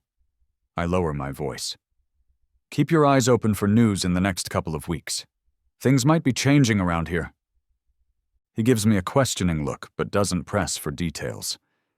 Instead, he says, "A bunch of us are going for drinks after work at Cooper's. Sort of an impromptu send-off if you're free." The gesture touches me. "I'd like that. but it might have to be early. I need to get back for Mom's evening therapy. Word of my resignation spreads quickly. Throughout the morning, colleagues stop by, some openly curious about my next steps, others just wanting to wish me well. I'm careful not to mention Nexus specifically, aware that Richard might be monitoring these interactions. By lunchtime, I've packed my few personal items and completed HR's exit procedures. As I prepare to leave, Richard emerges from his office, heading toward the executive conference room for a meeting. Our eyes meet briefly across the open office space, his cold and dismissive, mine steadier than they've ever been in his presence. In that moment, I know with complete certainty that I've made the right decision.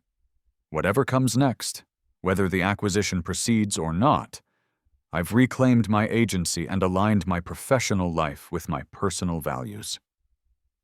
As I walk out of Vertexus for the last time, I feel not regret, but relief, and a quiet determination to help create a better outcome for the colleagues I'm leaving behind. The impromptu happy hour at Cooper's is surprisingly well attended. Nearly 20 colleagues show up, including several from other departments I've worked with over the years.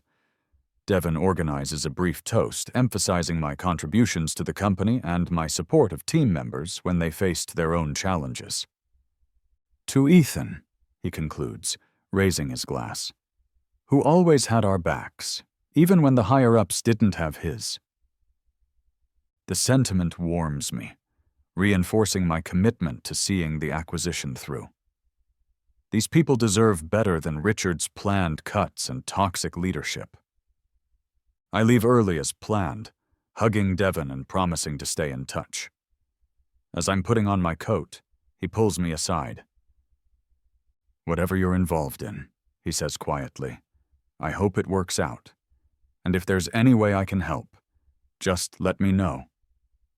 I study him for a moment, weighing how much to share.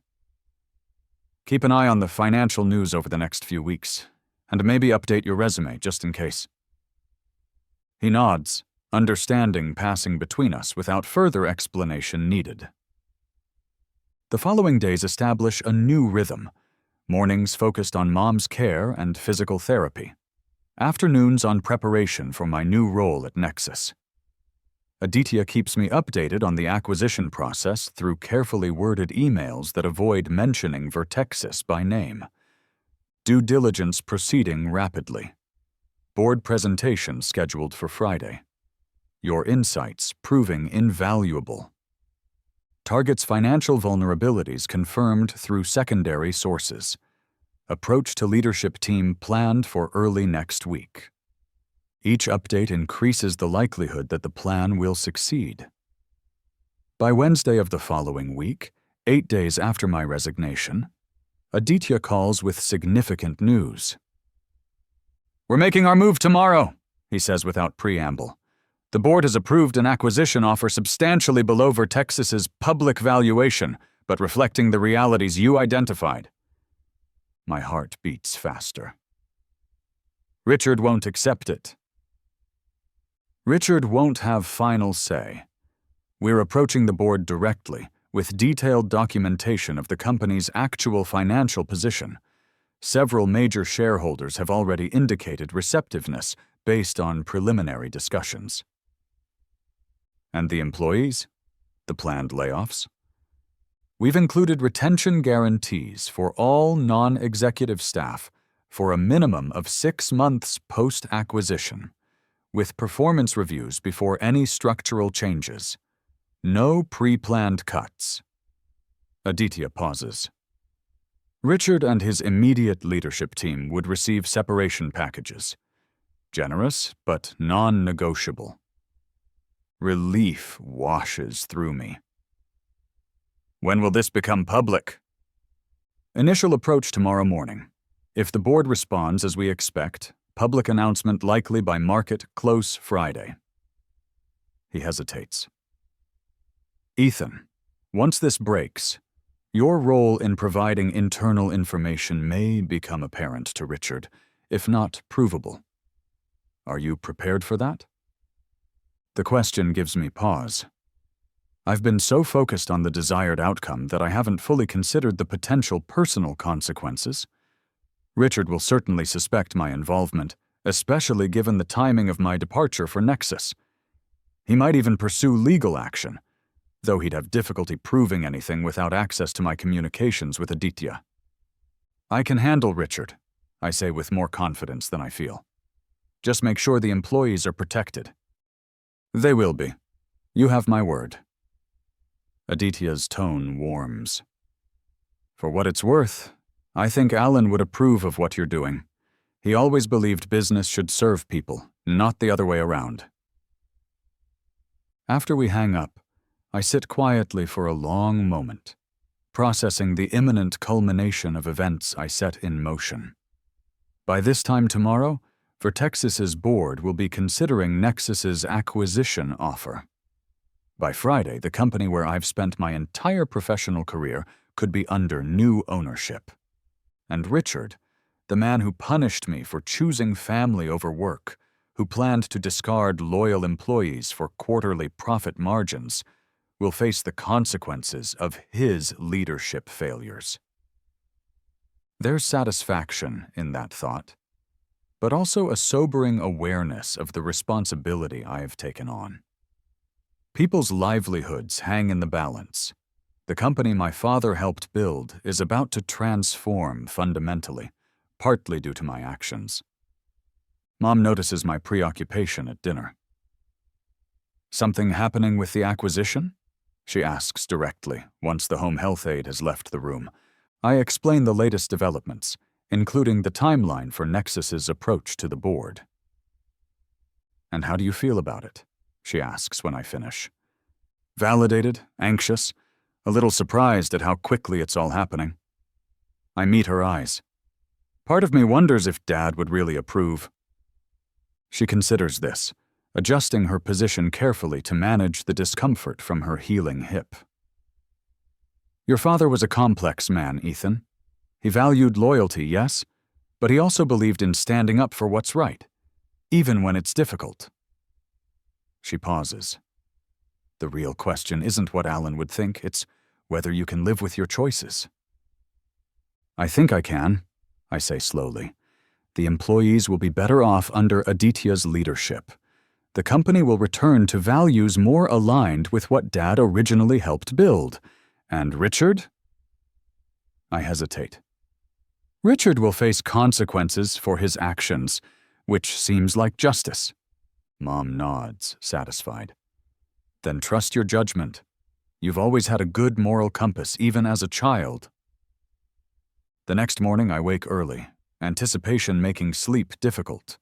By 9, Aditya should be meeting with key board members to present Nexus's offer. By afternoon, word might begin to spread within Vertexus's executive ranks. I try to focus on Mom's morning therapy session, on paperwork for my new position at Nexus, on anything besides waiting for news. Around 11, Devon texts me. Something big happening. Emergency executive meeting called. Richard looking like he swallowed a hornet. So it's begun. I send back a non-committal response, not wanting to reveal my knowledge prematurely. Shortly after noon, another text from Devon. Rumors flying. Something about acquisition offer. Richard locked in with board on conference call. Never seen him this angry. And then just after 2, holy shit. Nexus Innovations making play for Vertexus. Richard fighting it hard, but word is several board members receptive. How did you know? I don't respond immediately, conscious of creating a text record that could later prove problematic. Instead, I call him.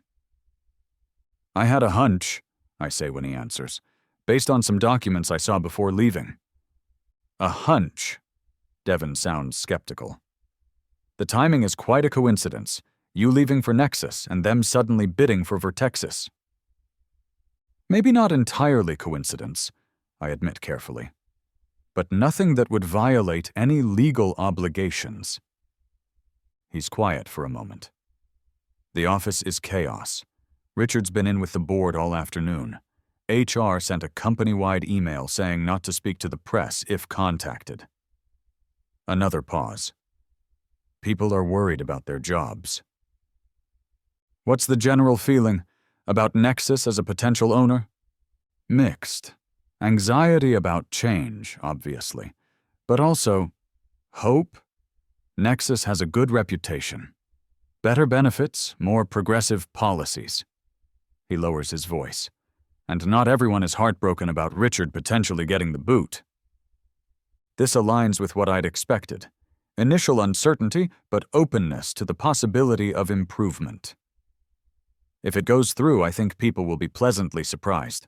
Aditya Sha is nothing like Richard. So I've heard. Devon hesitates. Ethan, were you involved in making this happen? It's a direct question that deserves a direct answer, but caution is still warranted. Let's just say I shared my perspectives on Vertexus's current situation with my new employer. What they did with that information was their decision. I see. He seems to accept this diplomatic response. Well, if it helps, most of the team is quietly rooting for Nexus. After that layoff plan leaked last week, loyalty to current management is pretty thin. The layoff plan leaked? That's unexpected.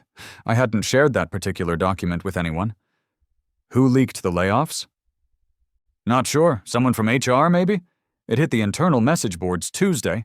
Richard had it take it down, but not before everyone saw it. Devon sounds grimly satisfied.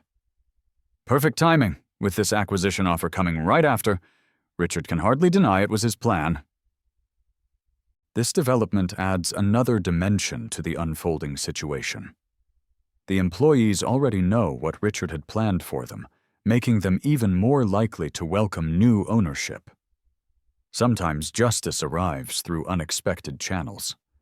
By evening, the story has broken publicly. Business news sites report that Nexus Innovations has made an unsolicited acquisition offer for Vertexus Solutions, with the board currently evaluating the proposal. Richard is quoted briefly, calling the offer opportunistic and undervalued, while Aditya provides a more substantial statement about synergistic growth potential and aligned corporate values. The financial details aren't disclosed, but analysts are already speculating that Vertexus's recent underperformance makes it vulnerable to such approaches. Several note the potential cultural integration challenges given the company's different management philosophies. None mention my role, of course. To the outside world, this is simply business. One company recognizing an acquisition opportunity and moving decisively. Only a handful of people know the human story behind the corporate maneuver. As promised, Aditya calls that evening with an update. The initial approach went as expected. 3 board members are strongly in favor, 2 leaning positive, 2 undecided, and Richard obviously opposed. They've scheduled a formal vote for tomorrow afternoon. And the odds? Very good. Our financial team presented compelling evidence of Vertexus's actual position versus public representations. Several board members expressed concern about potential shareholder lawsuits if they reject a fair offer while sitting on deteriorating financials. He sounds confident. Richard is fighting hard, but he's losing ground by the hour. What about the employees? Have they been told anything? Richard sent a company-wide email asserting the offer undervalues Vertexus and expressing confidence it will be rejected. Standard defensive posturing. Aditya pauses. We are prepared to counter with our own communication to all staff immediately following board approval, emphasizing employment guarantees and vision for integration.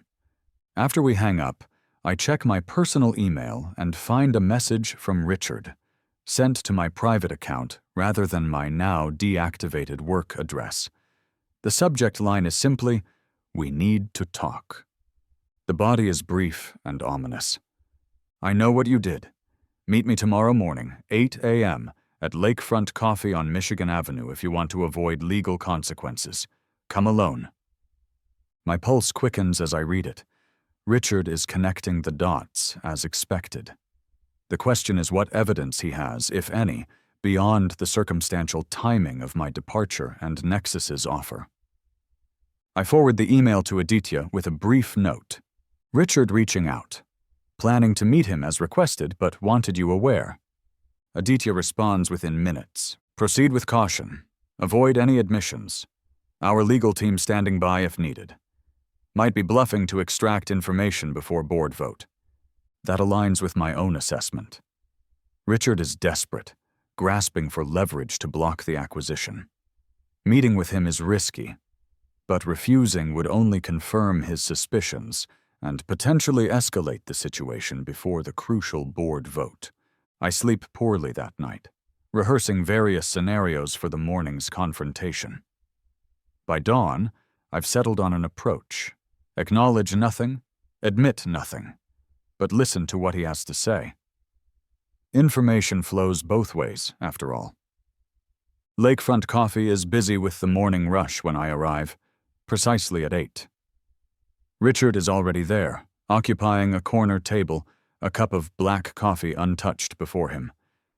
He looks haggard, as if he hasn't slept, his normally immaculate appearance showing signs of strain. He watches me approach, his expression unreadable. I order my own coffee before joining him, taking my time, establishing that this meeting is on equal terms despite his summoning email. Richard, I say as I sit down, your email sounded urgent. Don't play innocent, Ethan. We both know what you did. His voice is low but intense. You provided confidential company information to Aditia Sha to facilitate this hostile takeover. I take a sip of my coffee, maintaining eye contact. That's a serious allegation. Do you have evidence to support it? His jaw tightens. The timing is evidence enough. You access sensitive financial documents, resign abruptly to join Nexus, and within days they launch an acquisition bid reflecting detailed knowledge of our internal position. It doesn't take a genius to connect those dots. Correlation isn't causation, I reply calmly. Nexus has been expanding aggressively for months. Their interest in Vertexus predates my resignation. Bullshit. The word is sharp, drawing glances from nearby tables. Richard lowers his voice with visible effort. You did this for revenge. Because I held you accountable for your performance failures. Because I docked your bonus when you abandoned a client presentation. The accusation is partially true, of course, but admitting it would be foolish. I left Vertexus because I found a position that better accommodates my family responsibilities. My mother's health remains my priority. Your priority. Richard's laugh is bitter. You know what your father's priority was? Excellence, achievement, building something lasting, not running away when faced with challenges. I feel a flash of anger at this continued invocation of my father. You didn't know him as well as you think you did. I knew him better than you did, Richard counters. We built Vertexus together while you were still in school. I know what mattered to him. Then you know he valued ethics and sustainable growth over short-term profits. I lean forward slightly. He wouldn't have approved of your planned layoffs targeting employees with family obligations. Richard's eyes narrow. So you did see those documents. For a moment he looks triumphant, as if I've confessed. That's confidential board material. Accessing and sharing it violates at least 3 provisions of your employment contract. I realize my mistake immediately, but maintain my composure. The layoff plan has been common knowledge at Vertexus since Tuesday, Richard. It leaked to the entire company. I heard about it from former colleagues. This throws him momentarily. The leak changes nothing. If you provided internal information to Nexus, there will be consequences, serious ones. If I did, I say, emphasizing the conditional, you'd need to prove it. And pursuing action against me would mean public disclosure of your planned selective layoffs, your manipulation of financial reporting, your systematic targeting of employees with caregiving responsibilities. I meet his gaze steadily. How do you think that would play in court, in the business press, with the remaining shareholders after Nexus's bid fails? Richard stares at me, calculation evident in his expression. He's weighing options, assessing threats versus benefits. Finally, he says, "What do you want, Ethan? Money? A retraction of the PIP?" The question surprises me. "I don't want anything from you, Richard.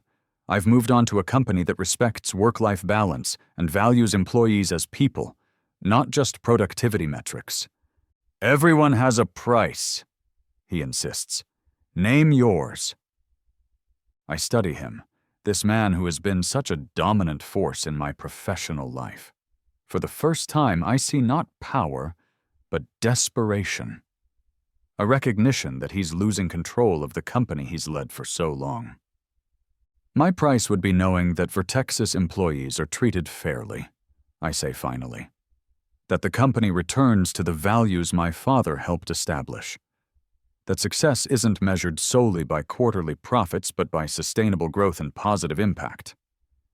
I pause. "But you can't give me that, can you?" Richard's expression hardens. "Idealistic nonsense. Business is about results, not feelings. Your father understood that, even if you don't." I stand, having heard enough. "The board votes this afternoon. I guess we'll see whose vision for Vertexus prevails." As I turn to leave, Richard says, "This isn't over, Ethan. If the acquisition goes through, I'll make sure everyone knows your role in it. Your reputation in this industry will be finished." I look back at him, feeling an unexpected pity. "Goodbye, Richard. I hope you find something that matters more to you than winning."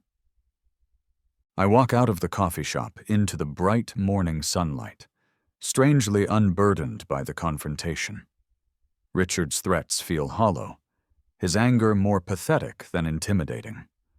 Whatever happens with the acquisition vote, I've already moved beyond his sphere of influence. The rest of the day passes in suspended animation as I wait for news of the board's decision. I focus on Mom's care, on practical preparations for starting at Nexus next week, on anything that keeps my mind occupied. Around 4:30, my phone rings. Aditya. "It's done," he says without preamble. "The board approved our offer, 6-2. Richard and one loyalist opposed. We're issuing the press release momentarily." Relief floods through me. "And the employees?" "Email going out now to all staff confirming job security and outlining the integration process. Town hall meeting scheduled for Monday morning." He pauses. "Richard has been removed as CEO effective immediately. The CFO will serve as interim leader until the acquisition closes, expected within 30 days. The swiftness of Richard's downfall is stunning, though not entirely unexpected given the board's decisive vote. How did he take it? Poorly, threatened lawsuits, regulatory complaints, various scorched earth tactics. The board chairman reminded him that his own financial reporting practices wouldn't withstand close scrutiny. Aditya's tone turns more serious. He did specifically accuse you of corporate espionage, though without evidence. We may need to prepare for some blowback there. I expected as much after our meeting this morning. You met with him? Ethan, that was risky. It was informative, I counter. And he has nothing concrete, just suspicion based on timing and circumstance. Even if he pursues it, the potential public exposure of his own planned layoffs and financial misrepresentations makes it a losing proposition for him. Aditya sighs. Let's hope he reaches the same conclusion. In any case, our legal team is prepared if needed. His voice brightens. But that's a concern for another day. Today we celebrate a successful acquisition that benefits both companies' futures. After we hang up, I check my phone to find multiple texts and emails from former Vertexus colleagues. The news is spreading rapidly, reactions ranging from cautious optimism to outright celebration. Devon's message stands out. Board-approved Nexus offer. Richard out, effective immediately. Company-wide email promises no layoffs, better benefits, remote work options. You beautiful mastermind. Drinks on me when you're free. I smile at his enthusiasm, at the positive early reception to the news. Not everyone will be happy, of course. Change always brings uncertainty. But the initial response suggests most employees see this as a positive development. Mom looks up from her book when I enter the living room. From your expression, I take it the vote went in favor of the acquisition? It did, 6-2. Richard's out as CEO, effective immediately. She nods slowly. Justice comes in unexpected forms sometimes. She studies me. How do you feel? It's a good question, one I haven't fully processed myself. Vindicated, relieved, a little stunned at how quickly it all happened. I pause, searching for the right words. But mostly, at peace. Like I've finally aligned my professional choices with my personal values. Your father would be proud, she says softly. Not of the specific tactics, perhaps, but of the principles you stood up for. Coming from her, this validation means everything. Thank you, Mom. The days that follow bring a flurry of developments. Nexus issues a comprehensive press release outlining their vision for integrating Vertexus, emphasizing employee retention and cultural alignment. Business publications run stories analyzing the acquisition from various angles, with several noting Richard's abrupt departure and questionable financial reporting practices. Richard himself maintains public silence, though Devon reports he returned briefly to collect personal items, glowering and uncommunicative. There's no further direct contact from him to me, no legal threats, no accusatory emails. Perhaps he's recognized the futility of pursuing vendettas when his professional reputation is already damaged. The following Monday marks my first official day at Nexus. The timing is deliberate, coinciding with Aditya's town hall meeting for Vertexus employees, which I attend virtually.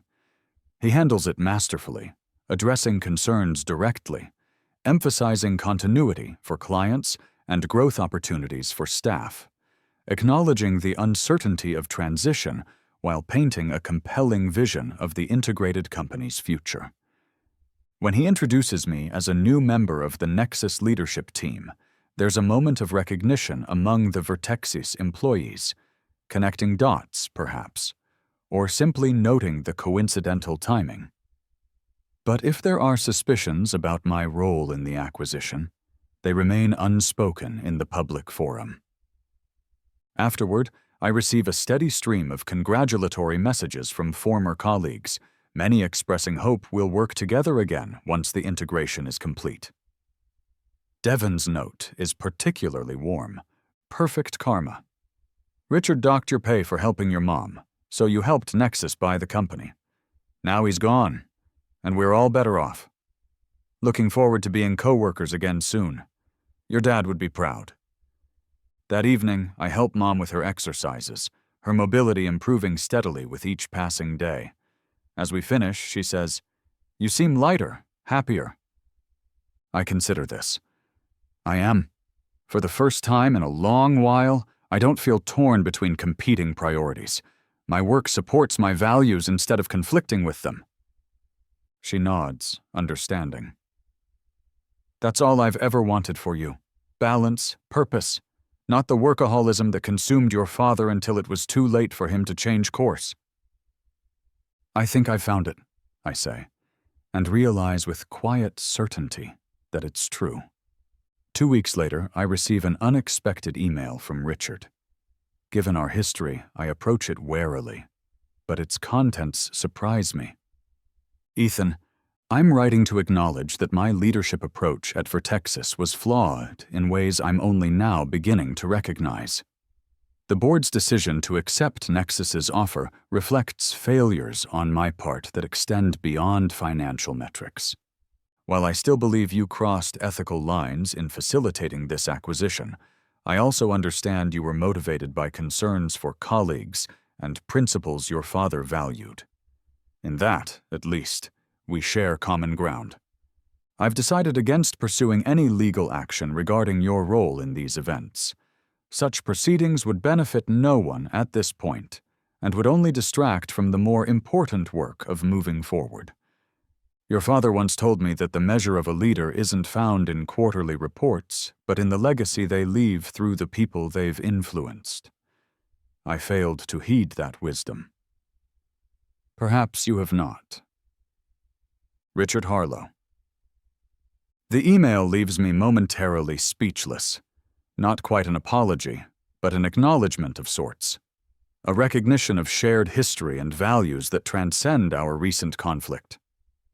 I don't respond immediately, needing time to process this unexpected olive branch. When I do reply, days later, I keep it simple. Richard, thank you for your email. I appreciate your decision and perspective. My father valued reconciliation above vindication, and I try to honor that principle. I wish you well in your future endeavors. Ethan? It's not forgiveness exactly, nor friendship restored. But it's a closing of the circle, an acknowledgement that human relationships, even adversarial ones, contain more complexity than corporate battles suggest. In the months that follow, the integration of Vertexus into Nexus proceeds smoothly. Most employees transition successfully, including Devon, who joins my department with a promotion. The combined company retains the best elements of both cultures while implementing the more progressive policies Nexus was known for. Mom continues to improve, eventually graduating from Walker to Kane, her independence gradually returning, though we both recognize our living arrangement has become more than a temporary necessity. It's a choice now, a shared home that benefits us both. Occasionally, I see Richard's name in business news. He's started a smaller consulting firm, focusing on financial services for mid-sized companies. According to industry chatter, he's adopted a markedly different management approach, emphasizing sustainable growth and work-life balance. Perhaps our confrontation taught him something after all. As for me, I've found the balance I sought. Meaningful work that allows for family priorities, in a company that values both. I sometimes wonder if things could have resolved differently, with less dramatic upheaval, if Richard had simply shown basic human compassion when my mother needed me. But perhaps this was always the necessary path, the catalyst required to align my professional life with my personal values, to honor both my father's legacy and my own principles. 1 year to the day after Mom's fall, the event that set everything in motion, I'm promoted to Director of Financial Strategy at Nexus, with a team of talented analysts reporting to me. The announcement comes with congratulations from Aditya and a handwritten note. Leadership isn't about choosing between success and humanity, but finding ways to achieve both simultaneously. You've demonstrated that principle consistently. Alan would be proud. That evening, I share the news with Mom over dinner in our apartment, now fully adapted for her improved mobility, though the hospital bed is long gone. "Congratulations," she says, raising her glass. "Well deserved." "Thanks, it feels right, challenging but not overwhelming, and I can still be here when you need me." She smiles, the familiar Parkinson's tremor present but managed. "You found your balance. That's what matters most." I think about the strange, winding path that led here, how Richard's cruelty inadvertently pushed me toward a better situation for everyone involved, how sometimes justice arrives through unexpected channels. "To balance," I say, raising my own glass, "and to unexpected blessings." We clink glasses, and I feel a deep contentment settle over me. My father built his career at the expense of family time, driven by Richard's relentless expectations. I've found a different way, one that honors both professional excellence and personal priorities. In the end, that may be the most meaningful revenge of all. Not destroying Richard's company, but transforming it into something better. Not rejecting my father's legacy, but redefining it on my own terms. My boss docked my pay for helping Mom, so I helped the competition buy the company overnight. But the real victory wasn't in the acquisition.